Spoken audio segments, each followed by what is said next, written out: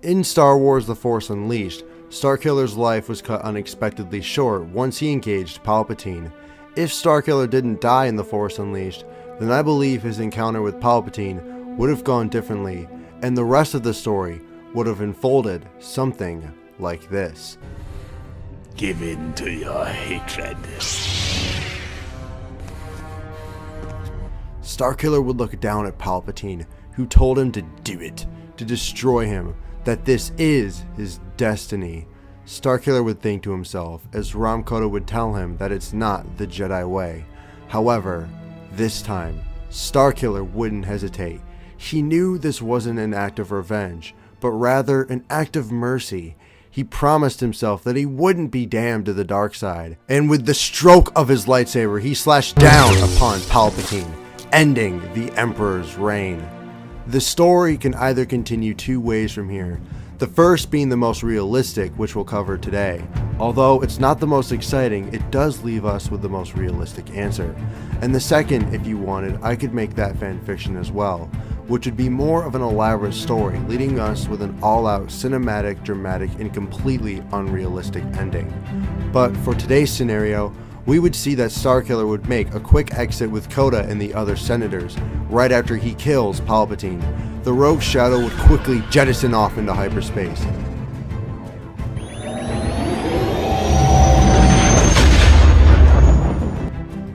Vader would snap back to his feet, only to find his master's lifeless body.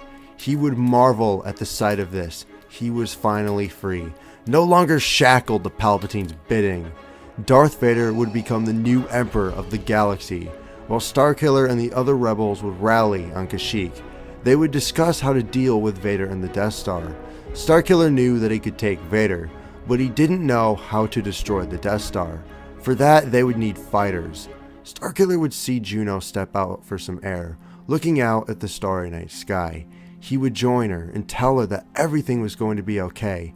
He would say to her that he was alive and that their mission was to continue rallying others. She would nod and walk back in, leaving him to look out in the stars. It's okay, he thought. He was alive and at peace with himself.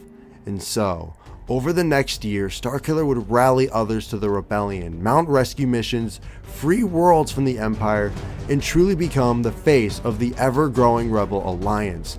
Starkiller would represent the Force, the old ways of the Republic, the face of the Jedi Order. Finally, the day had come. With enough fighters, ships, and resources, their mission was to destroy the Death Star, along with Vader, Moff Tarkin, and every Imperial. However, this wasn't going to be easy. With Vader now being the new Emperor, he was able to upgrade his suit. He would be twice as powerful and twice as deadly with his new and improved prosthetics. He would look just like he did when he was Anakin, being able to have access to the Empire's full medical technology and the best doctors in the entire galaxy. He would be almost unstoppable.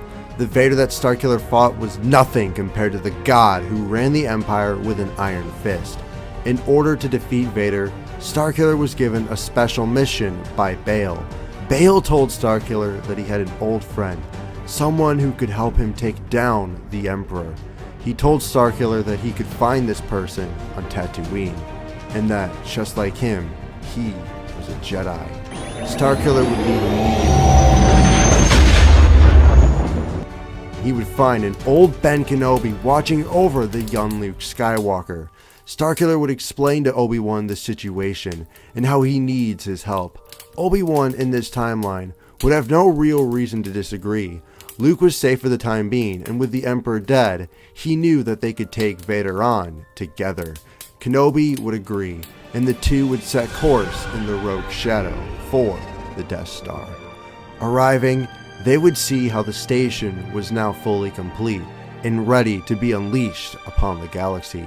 Starkiller would tell Juno to land in the Mang hangar, and the two would sneak off the ship, eventually finding the elevator that led directly to Lord Vader's headquarters. Darth Vader would feel the disturbance in the Force. Turning around, he would see his old apprentice standing next to old Obi-Wan Kenobi. Vader's eyes would be stained with hatred, and he would leap toward the two, lightsaber ignited.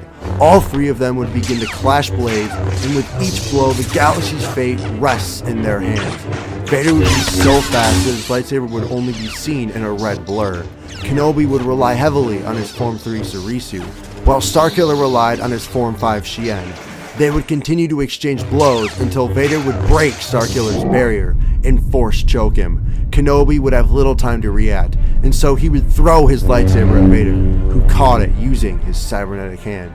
He would then use the Force to launch Kenobi's saber right through his chest. Kenobi was too slow and old to react. Vader's powers were now far beyond his, and he would fall back. Starkiller would scream, enraged, and he would use Force Repel to propel Vader back. Vader would stand, while Starkiller summoned both his and Kenobi's saber to his grasp. He would become so unbelievably fast that Vader was now the one who had trouble keeping up. Kenobi, in his last dying breath, would transcend himself into a Force ghost and become one with the Force. Vader would eventually begin to tire, while Starkiller would then slice right through his heart, dropping him to the ground. Vader would look up at the young Galen Merrick, who would put both his and Kenobi's lightsaber to his throat, reminding him of what he did to Dooku all those years ago. Vader would tell Starkiller to do it, to finish him right then and there, to strike him down, and to take his place.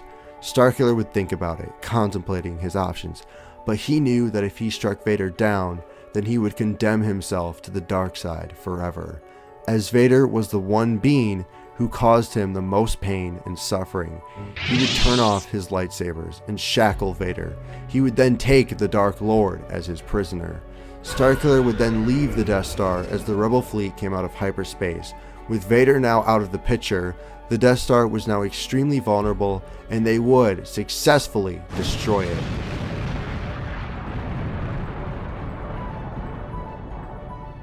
Vader would be imprisoned far away, and Starkiller would become the new leader of the rebellion and a symbol of hope in the New Republic.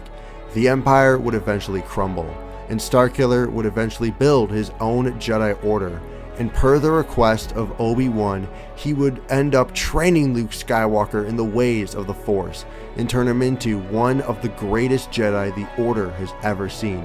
Yoda and Obi-Wan's Force Ghost would also help guide this new generation of Force users. Leia would be the leader of the New Republic along with her father Bail on Alderaan, as the Death Star would never destroy their planet. The galaxy would see true peace and harmony, until Vader would break free from his imprisonment and wreak havoc upon the galaxy. What did you think of today's fan fiction?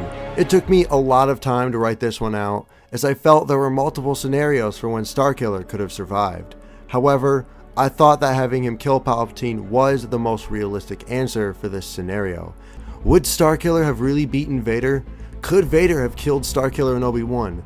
Let me know all your thoughts in the comments down below, and I'm thinking about doing a graphic novel giveaway. I haven't done many giveaways on this channel, and I think it would be nice. You guys definitely deserve it.